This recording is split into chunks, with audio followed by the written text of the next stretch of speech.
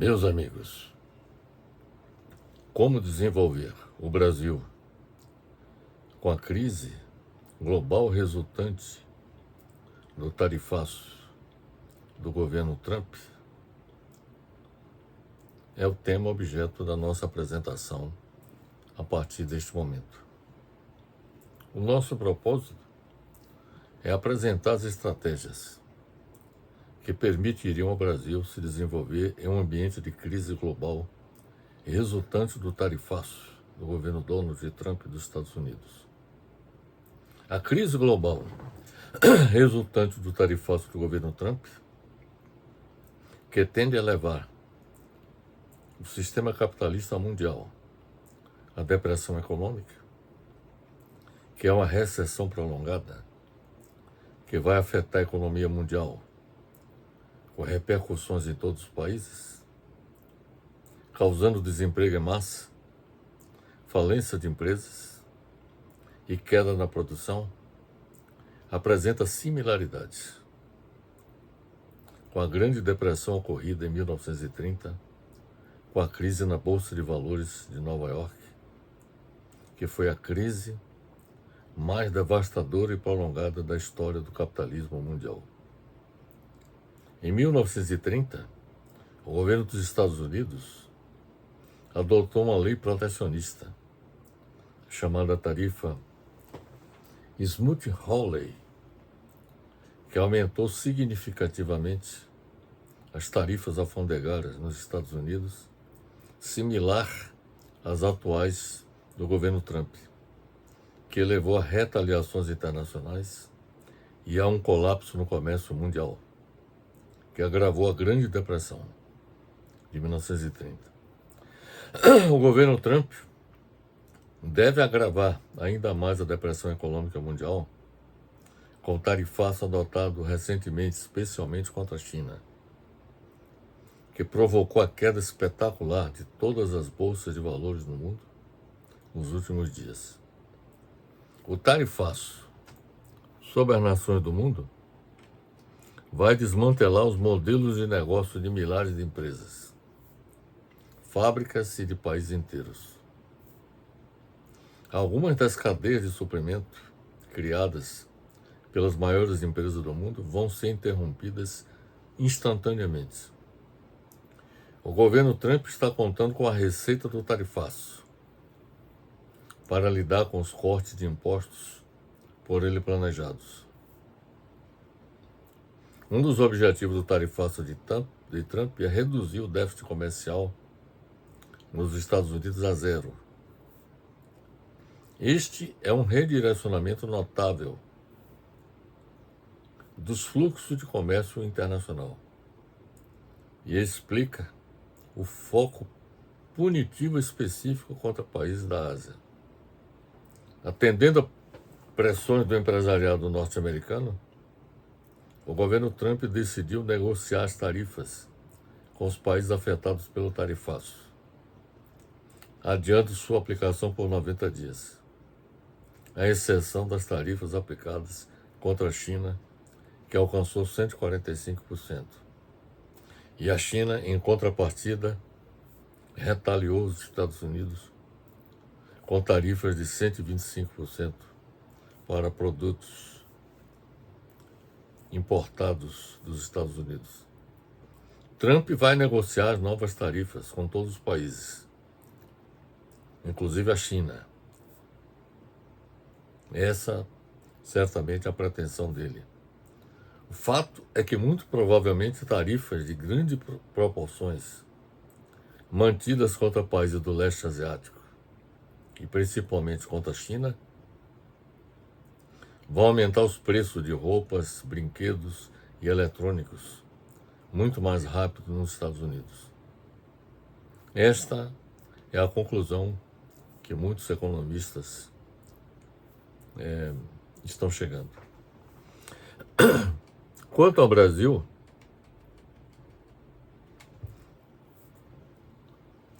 sua economia foi bastante afetada em 1930, com o craque na Bolsa de Valores de Nova York.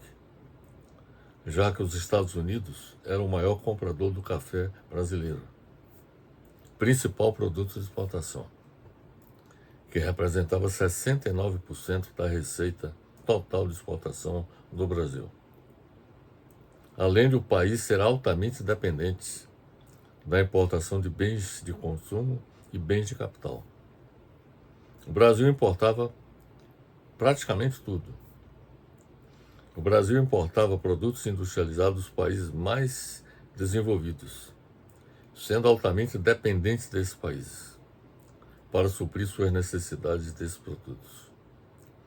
Diante da impossibilidade de importar produtos industrializados dos países capitalistas centrais em guerra de 1939 a 1945 e da incapacidade para importar bem de consumo e bem de capital, devido à queda na receita de exportação no Brasil, o então presidente Getúlio Vargas, que assumiu o poder com a denominada Revolução de 1930, adotou em seu governo a política de substituição de importações, como incentivo à industrialização do país. Durante o governo Vargas, de 1930 a 1945, não houve nenhuma ingerência externa no Brasil por parte das grandes potências, porque todas elas estavam empenhadas na superação da depressão econômica mundial a partir de 1929 e envolvidas na Segunda Guerra Mundial de 1939 a 1945. Durante o governo Getúlio Vargas, houve a primeira tentativa de promover o desenvolvimento econômico do Brasil não dependente do mercado mundial, não subordinado ao capital internacional e às grandes potências capitalistas.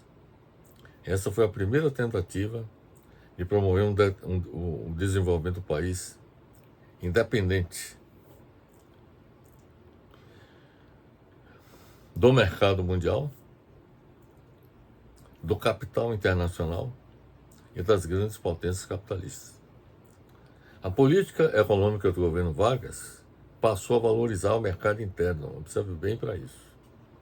Passou a valorizar o mercado interno, que favorecia o crescimento industrial e, consequentemente, o processo de urbanização. O centralismo do período do governo Vargas abriu caminho à completa unificação do mercado interno no Brasil, o que era tanto mais importante quanto o elemento motor da economia passava a ser a atividade industrial.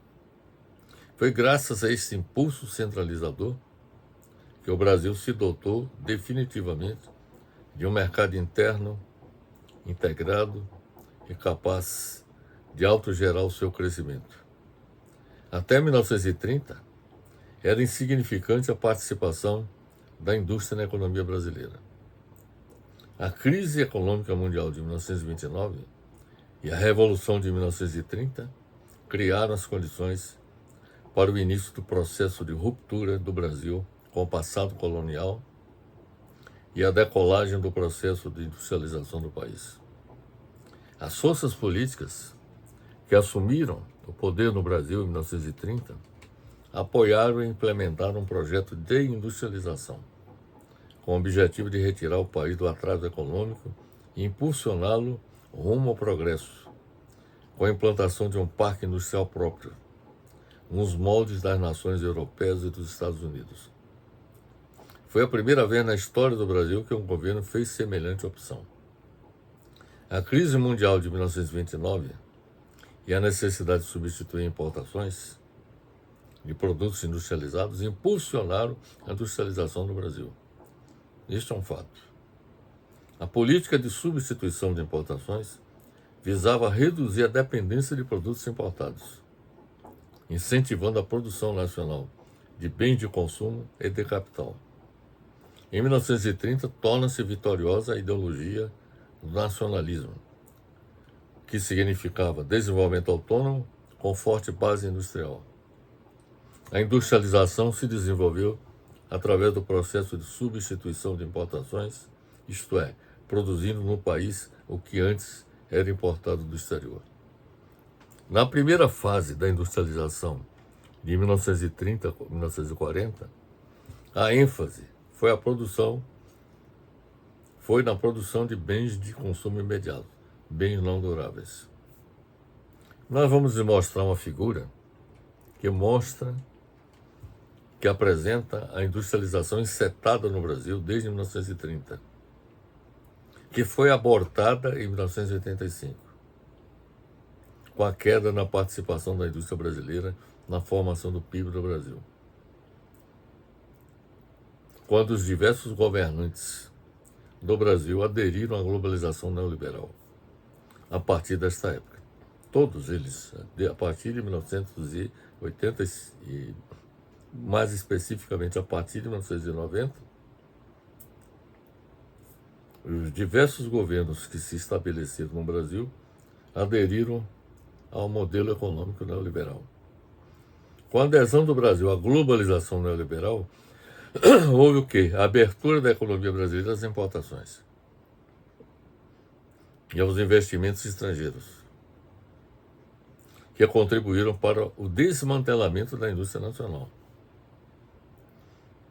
O argumento que se apresentava na época é que essa abertura às importações faria com que a indústria brasileira buscasse se tornar competitiva, promovendo inovações de processos e de produtos, a fim de melhorar o seu desempenho. Mas o que aconteceu efetivamente é que, ao abrir a economia brasileira para as importações e para os investimentos estrangeiros, quer dizer, as importações significavam a entrada de produtos fabricados fora do país no mercado interno.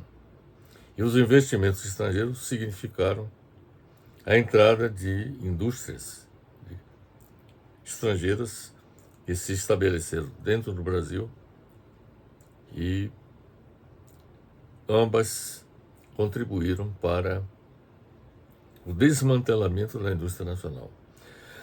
Ocorreu, portanto, um processo de desindustrialização da economia brasileira em consequência da globalização neoliberal. E essa figura que nós vamos lhe mostrar deixa bastante claro tudo isso que nós estamos lhes afirmando. Aqui nós temos dados de 1947 a 2019. Me deixa bem claro que de 1947 a 1987, a participação da indústria na formação do PIB do Brasil foi crescente e alcançou 27,3% do PIB em 1987. A partir de 1987, quando houve a adoção do modelo econômico neoliberal, ocorreu um processo de desindustrialização, conforme mostra esse quadro. E o que essa figura mostra é que a indústria, que alcançou 27,3% do PIB em 1987, evoluiu até alcançar 11% do PIB em 2019. Este é o quadro, esta é a situação que está aqui bastante evidenciada.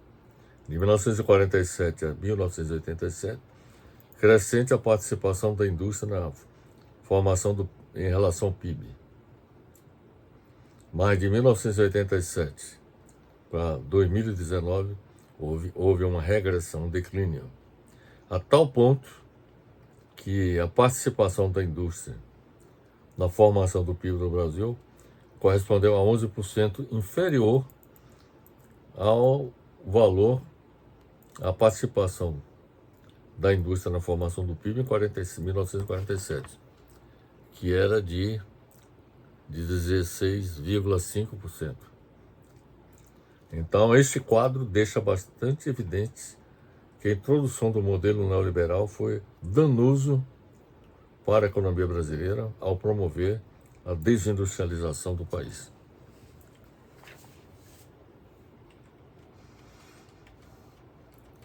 Temos uma outra figura que é também bastante esclarecedora, que deixa bastante evidenciado que de 1932 a 1977, que corresponde ao período de industrialização nacional desenvolvimentista, iniciado pelo governo Getúlio Vargas, a participação do PIB do Brasil na formação do PIB mundial. Veja bem, agora estabelecemos a relação entre o PIB do Brasil e o PIB mundial. Evoluiu de 0,9% em 1932 para 3,2% em 1977. Entretanto, de 1977 a 2022, que corresponde ao período de globalização neoliberal, houve declínio na participação do PIB do Brasil na formação do PIB mundial, que regrediu de 3,2% em 1977 para 1,9% em 2022. Isso significa dizer, meus amigos, essa figura deixa bastante claro que o Brasil foi um dos grandes perdedores com a globalização neoliberal. E aqui, essa figura deixa bastante claro. Aqui nós temos aqui essa figura que mostra a participação do PIB do Brasil desde a independência, em 1822. E desde a independência até 1977, a participação do PIB do Brasil no PIB mundial foi crescente. Mas a partir de 1977 até 2022, apresentou declínio. E esse período corresponde exatamente ao período de inserção do Brasil na globalização neoliberal, o que demonstra claramente que o Brasil foi um dos perdedores no processo de globalização neoliberal. Então está aqui o gráfico que deixa bastante claro. Aqui corresponde a participação do Brasil em 1822. A participação do Brasil correspondia praticamente a 0,5% do PIB mundial. No período durante o período do Império, a participação do Brasil foi até crescente, evoluiu de 0,5% até 0,6%. De 0,5% da independência até a proclamação da República, em 1889. A partir da proclamação da República, por exemplo, teve um período da República Velha, que foi de 1889 até 1930, houve até um crescimento. Houve uma evolução de 0,6% até 1% da participação do PIB do Brasil no PIB mundial.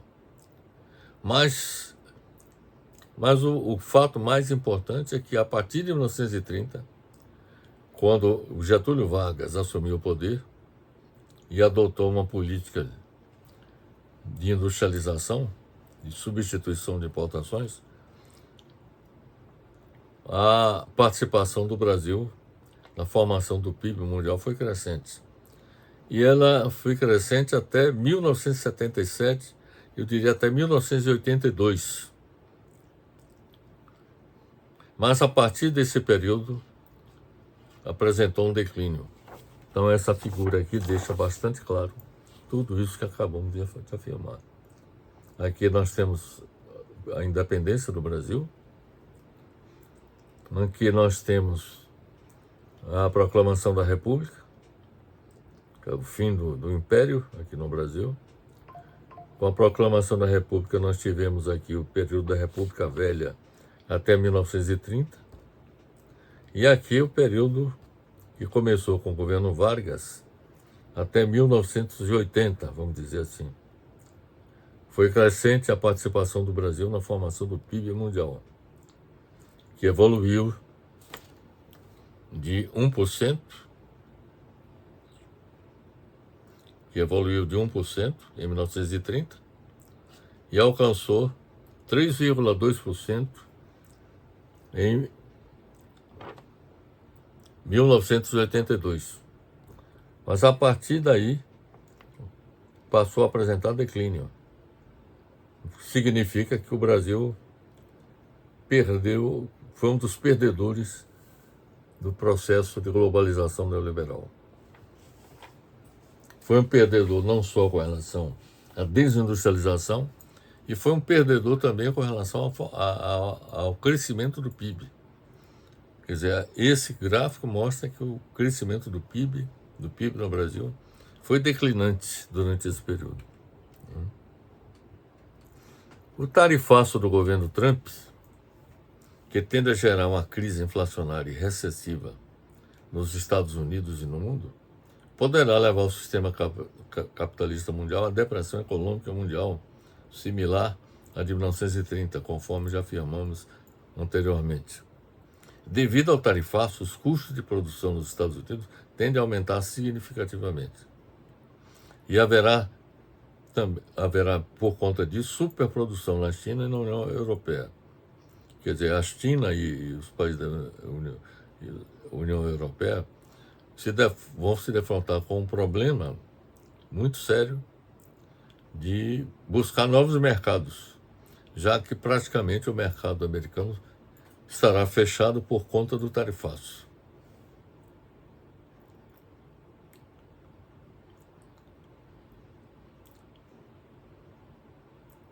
E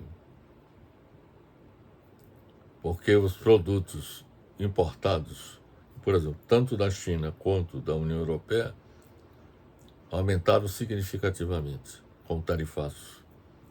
Então, haverá, portanto, superprodução tanto na China quanto na União Europeia, cujos produtos deixarão de se destinar ao mercado dos Estados Unidos, que é detentor de 25% do mercado mundial.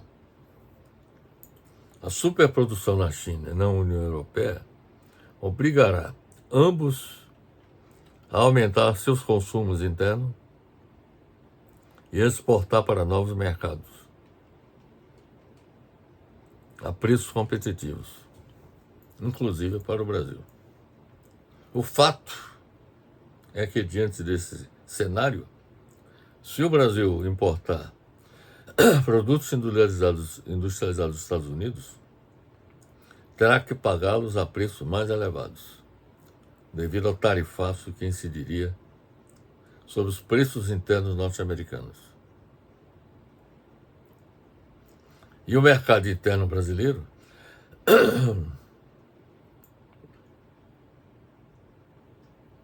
poderá enfrentar a enxurrada de produtos industrializados de baixos preços oriundos da China e da União Europeia em prejuízo da indústria nacional. Então, observe bem o seguinte: esse quadro traz ameaças para o Brasil, que se traduziu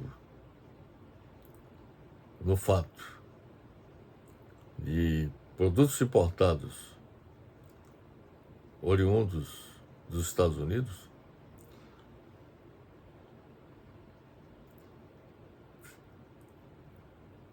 apresentarão preços mais elevados do que os atuais. Então, se o Brasil tiver que importar produtos dos Estados Unidos, terá que pagar mais por conta disso, porque os preços internos nos Estados Unidos vão aumentar por conta do tarifaço, que vão incidir sobre produtos importados para os Estados Unidos. E a enxurrada de produtos da China e da União Europeia poderá ocorrer diante das necessidades tanto da China quanto da União Europeia não só de desenvolver seu mercado interno, aumentar o consumo interno, mas também de buscar novos mercados no exterior. E o Brasil poderá ser vítima desse processo.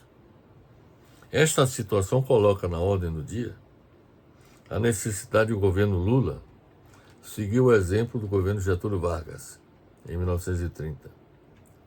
Essa é a razão pela qual nós fizemos aquele retrospecto da história do Brasil, econômica do Brasil, de 1930 até 1980, para caracterizar também o fato de que o Brasil foi um perdedor quando se inseriu no processo de globalização neoliberal.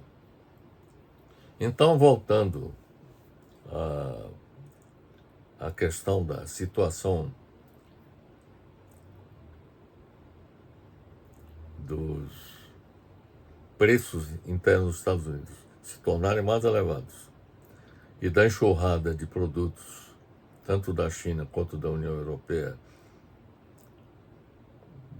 em direção ao mercado interno do Brasil, essa situação coloca na ordem do dia a necessidade do governo Lula seguir o exemplo do governo Getúlio Vargas em 1930, planejando a economia brasileira, tendo como foco principal o desenvolvimento do mercado interno, com a política de substituição de importações e a proteção da indústria brasileira, sem deixar de atuar no mercado internacional. Eu queria chamar a atenção de todos vocês para o seguinte: caso da China. Foram vários fatores de sucesso para que a China alcançasse o desenvolvimento que atingiu até o momento atual. Um dos fatores que contribuíram para o desenvolvimento econômico da China foi que a economia chinesa foi planejada tendo como foco o desenvolvimento do mercado interno também, não apenas para o mercado exterior. Não apenas se voltou, não transformou a China numa plataforma de exportação de produtos. Trabalhou no sentido de desenvolver o seu mercado interno, além de se transformar também numa plataforma de exportação de seus produtos para o exterior. É isso que o Brasil também deveria fazer. Mas teria que colocar como foco principal, o desenvolvimento do mercado interno, com a política de substituição de importações, que foi o que a China fez. Adotou uma política de incentivo à industrialização do país, inclusive não só incentivando investidores locais, mas também atraindo capitais externos, de tal maneira que a China se tornou atrativa para o capital, inclusive internacional, que muitas grandes empresas multinacionais se estabeleceram na China por conta disso. Até porque o mercado interno chinês se tornou um mercado atrativo. Havia consumidor dentro da China para os produtos fabricados pelas multinacionais na China. Além disso, a proteção da indústria chinesa, ela se fez, sobretudo, com investimentos no desenvolvimento da ciência e da tecnologia dentro do país. Desenvolvimento da inovação de processos e de produtos. Então, uma forma de você proteger uma indústria é incentivando a capacitação técnica, a capacitação tecnológica dessa indústria. E para isso é importante reunir instituições de pesquisa e a universidade, no sentido de colaborar nesse processo. Portanto, repito, o governo Lula deveria seguir o exemplo do governo Vargas, em 1930, planejando a economia brasileira, tendo como foco principal o desenvolvimento do mercado interno, com a política de substituição de importações e a proteção da indústria brasileira, sem deixar de atuar no mercado internacional.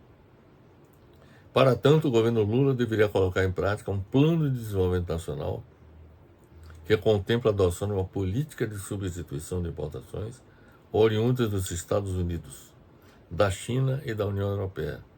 É importante que os produtos que nós importamos dos Estados Unidos, da China e da União Europeia sejam produzidos aqui no Brasil.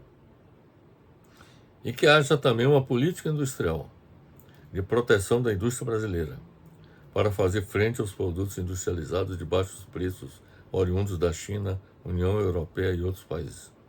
Então é importante que essas duas políticas sejam implementadas e articuladas entre si. Política de substituição de importações e a política industrial de proteção da indústria brasileira. O Plano de Desenvolvimento Nacional do governo Lula deveria apresentar as estratégias que vamos descrever agora. Primeiro, substituir as importações do Brasil oriundas dos Estados Unidos, que são motores e máquinas não elétricos, óleos, combustíveis de petróleo ou de minerais betuminosos, aeronaves, incluindo suas partes, demais produtos da indústria de transformação, adubos ou fertilizantes, medicamentos e produtos farmacêuticos, partes e acessórios dos veículos automotivos e automóveis de passageiros. Então, esses são os principais produtos de importação do Brasil em relação aos Estados Unidos, que deveria haver um esforço no sentido de viabilizar sua substituição com um incentivo ao investimento privado, nacional, preferencialmente, e o estrangeiro associado ao capital nacional. Então, no nosso entendimento, todo capital estrangeiro que se instala no Brasil deveria ser associado ao capital nacional, a investidores nacionais brasileiros, para evitar que o Brasil importe produtos industrializados dos Estados Unidos e ter de pagá-los a preços mais elevados devido ao tarifaço. Quer dizer, uma das formas de evitar que os produtos que nós importamos dos Estados Unidos, nós importemos a preços elevados por conta do aumento dos preços internos nos Estados Unidos, nós deveríamos adotar a política de substituição de importações desses produtos que importamos dos Estados Unidos, na medida do possível, claro. Outra estratégia que nós deveríamos implementar seria substituir as importações do Brasil oriundas da China. Quais são os produtos oriundos da China? São equipamentos de telecomunicações, válvulas e tubos termiônicos, compostos orgânicos e inorgânicos, demais produtos da indústria de transformação, adubos ou fertilizantes, medicamentos e produtos farmacêuticos, exceto veterinários, máquinas e aparelhos elétricos, peças e acessórios para escritório, aparelhos elétricos para ligação, máquinas elétricas, máquinas de energia elétrica, ou seja, máquinas elétricas, produtos laminados, planos de ferro-aço, inseticidas, formicidas, herbicidas e produtos semelhantes, equipamentos elétricos, partes e acessórios de veículos automotivos e geradores elétricos giratórios. Essa substituição das importações desses produtos oriundos da China deveria ocorrer com incentivo ao investimento privado nacional, preferencialmente, e o estrangeiro associado ao capital nacional. Quer dizer, a ideia é o seguinte, é evitar a importação e passar a produzir internamente os produtos que nós importamos, na medida do possível. E os ganhos que nós teríamos com isso são muito grandes. Isso significa o desenvolvimento do mercado interno, na medida em que essas indústrias se instalem aqui dentro. Isso significa mais emprego, para a população brasileira, mesmo com o uso de robôs ou tecnologias avançadas, mas sempre a necessidade de mão de obra, e essa mão de obra poderia ser desenvolvida no país, ser empregada no país, e não simplesmente trazer produtos importados. Quer dizer, é produzir internamente o que nós importamos da China, por exemplo, na medida do possível.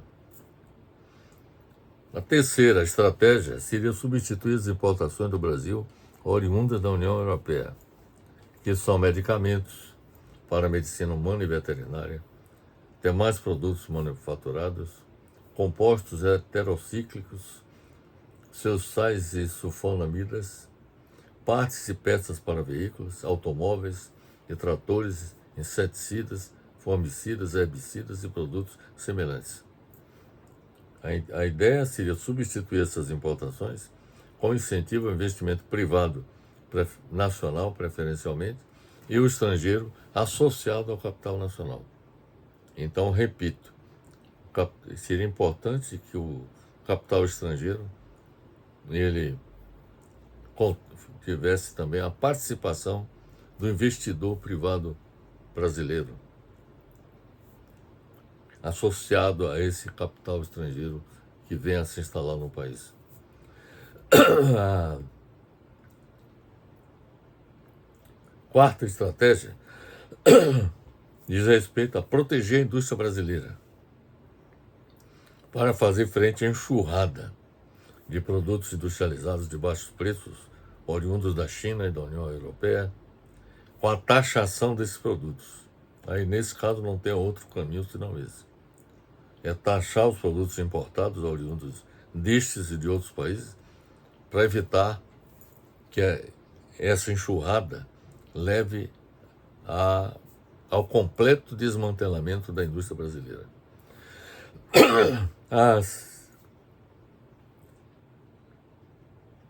A quinta estratégia está relacionada também com a proteção da economia brasileira agora, contra a inflação mundial, resultante do tarifaço do governo Trump. Porque um problema que o tarifaço vai provocar vai ser inflação e recessão mundial. Então, para lidar com essa inflação, nós deveríamos adotar o câmbio fixo em substituição ao câmbio flutuante em vigor, que é a principal causa da alta do dólar na economia brasileira e também da inflação. Quanto ao câmbio fixo, é aquele em que o valor da moeda estrangeira é fixado pelo governo. Desta forma, a moeda nacional passa a ter um valor fixo em relação a uma moeda lastro, que poderia ser o dólar, o euro e o yuan. A taxa de câmbio compatível com o projeto de desenvolvimento nacional é o câmbio fixo, que resulta da vontade política do governo expressa em decisões e ações governamentais, ao contrário do câmbio flutuante, com ou sem banda cambial, que resulta da vontade do mercado financeiro. A taxa de câmbio fixa adotada pela China é um dos principais responsáveis pelo sucesso alcançado em seu desenvolvimento econômico e social. Portanto, se nós queremos proteger a indústria brasileira frente à enxurrada de produtos industrializados